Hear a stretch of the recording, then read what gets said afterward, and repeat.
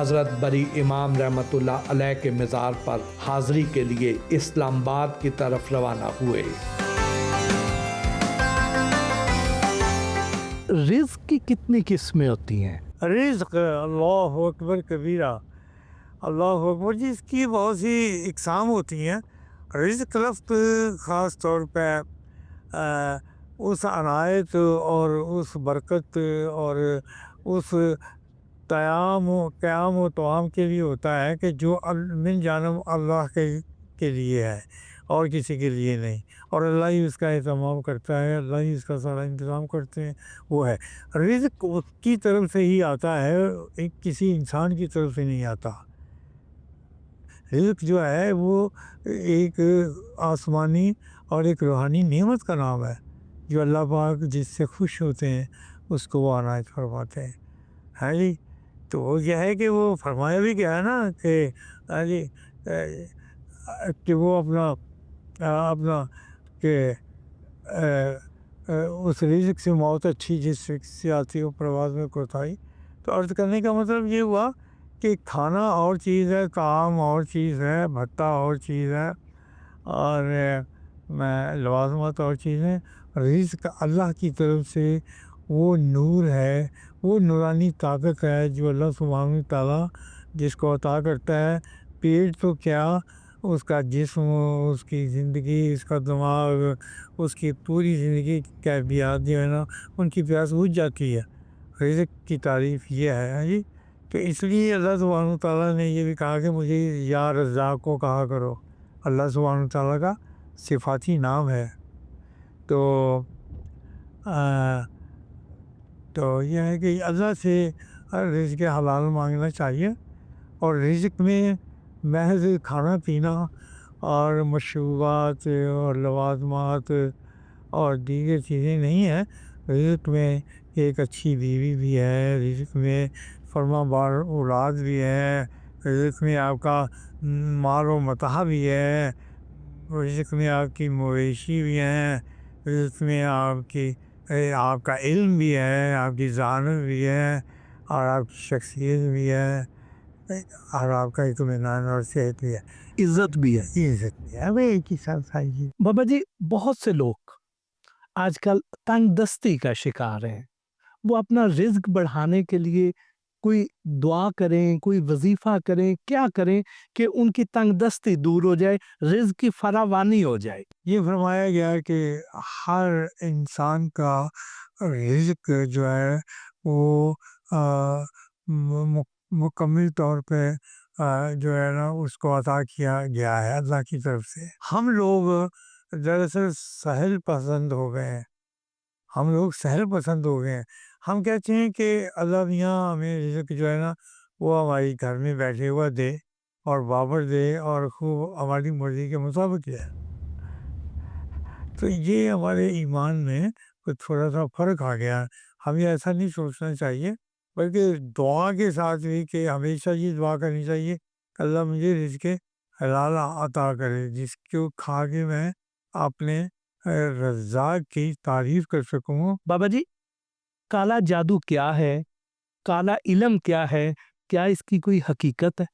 اور کیا اس کا روحانی علاج کرانا درست ہے؟ جادو اپنی جگہ پہ ایک مکمل فعل ہے اور باقاعدہ اثرات رکھتا ہے۔ جو شخص یہ کہے کہ کالا جادو یا چٹا جادو اس کو جو چھوڑ دیں، تو یہ جو عمل ہے، عملیات جو ہیں یہ اپنی جگہ مکمل ہے، اور ان کو اب آپ دیکھیے کہ اگر آپ کا کوئی مسالہ خراب ہو جاتا ہے کھانے پینے والا، تو اس کو آپ دھوپ لگواتے ہیں تاکہ اس کے اندر جو جراثیم ہیں وہ ختم ہو جائیں، بیکٹیریا ختم ہو جائیں۔ پیستے ہیں تو اس کو دھوپ لگوا کے سیک لگوا کے اس کو پیستے ہیں تو پاؤڈر صحیح بنتا ہے۔ اسی طریقے سے کالا جادو جو ہے نا وہ بگڑے ہوئے مسالے کی صورت ہے، بگڑے ہوئے رزق کی صورت ہے۔ یہ کاٹا ہوئے پیاز ہے کسی ایسی جگہ سے جس سے نمی شمی کا اثر اس پہ ہوتا رہتا ہے، اور وہ اگر پڑا خراب ہو گیا ہے تو آپ کوئی یہ کہے کہ جس کو کالا جادو ہو گیا تو اسے کالا جادو ہو گیا، یہ بھی کیونکہ احتیاط نہیں کی گئی۔ جو چیز بہت احتیاطی سے کی جاتی ہے وہ کالا جادو بن جاتا. اس کا علاج عملیات سے یا روحانی مسئلوں میں میں آپ کی خدمت میں یہ عرض کروں. یہ تو وہی بات ہے کہ ایک آدمی کا زخم ہے جسم کے اوپر اور وہ اس کے اپنی غلطی سے ہی وہ زخم بن گیا ہے، لیکن وہ شخص پرواہ نہیں کرتا دھوپ کا، پانی کا، گرد و غبار کا، موسم کا خیال نہیں رکھتا اور وہ بگڑ گیا ہے. اور اگر اسے کوئی یہ کہے یار ایسا کر تو اس کی بات کیا کر، صفائی ڈیٹول لگا، صفائی کیا کر روز کی نئی پٹری، تو ٹھیک ہو جائے گا.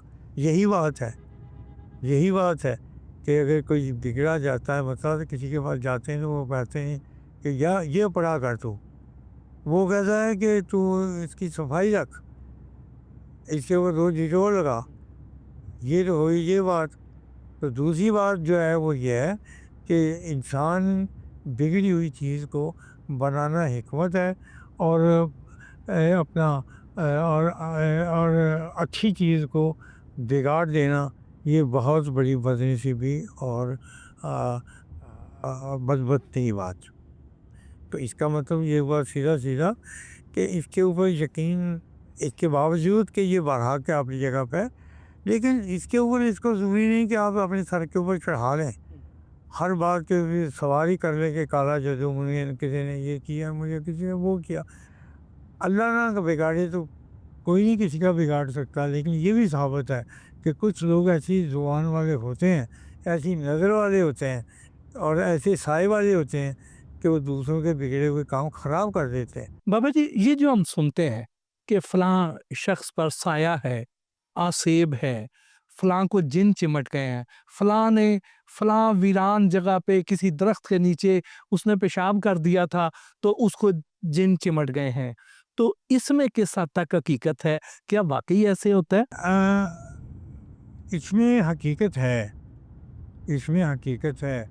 وہ حقیقت یہ ہے کہ شیطان جو ہے، شیطان الرجیم جو ہے، یہ ہر اس چیز کے اوپر قبضہ کرتا ہے اور وہاں پہ تسلط اپنا جماتا ہے جہاں پہ ناپاکی ہوتی ہے، جہاں پہ بے برکتی ہوتی ہے، جہاں پہ جرائم ہوتا ہے، جہاں پہ اخلاقیات سے گری ہوئی حرکات ہوتی ہیں، وہاں پہ شیطان کا خوب مطلب جمتا ہے اور خود اپنی یہ طاقت لگاتا ہے. میں اب پریکشن میں چرچ کر رہا ہوں ایسی چیزاں جہاں شیطانی اثرات رکھنی ہیں، یہ شیطانی قوت تسلط بھی چندیاں نے وہ انسان نو خراب کر دیا ہے، تنگ کر دیا ہے بہت ساری. کسی بھی مکان دے وچ، کسی بھی گھر دے وچ ਇਹਨਾਂ ਚੀਜ਼ਾਂ ਦੀ ਜਿਹੜੀ ਪਨਾਹਗਾਹ ਹੁੰਦੀ ਹੈ ਉਹ ਟਾਇਲਟ ਰੂਮ ਹੁੰਦਾ ਹੈ ਤੇ ਕਿਚਨ ਹੁੰਦਾ. ਔਰ ਤੀਸਰੇ ਨੰਬਰ 'ਤੇ ਖਾਬਗਾਹ ਤੁਹਾਡੀ. ਇਹਨਾਂ ਤਿੰਨਾਂ ਚੀਜ਼ਾਂ ਦੇ ਉੱਤੇ ਇਹ ਚੀਜ਼ਾਂ ਹਮਲਾਵਰ ਹੁੰਦੀਆਂ ਨੇ.